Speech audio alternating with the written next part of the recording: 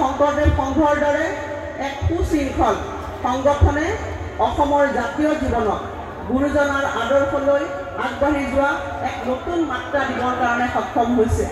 প্ৰতিজন অসমীয়া গুৰুজনাৰ আদৰ্শেৰে আৰু গুৰুজনাই ধৰ্ম প্ৰচাৰৰ প্ৰসাৰেৰে আধ্যাত্মিক আৰু নৈতিক শিক্ষাৰে শিক্ষিত এখন সুস্থ সবল নিকা সমাজ গঢ়াৰ যি প্ৰচেষ্টা শ্ৰীমন্ত শংকৰদেৱ সংঘই চলাই আছে, ই অতিকে বৰ্তমান সময়ত প্ৰাসংগিক আৰু প্ৰয়োজনীয়।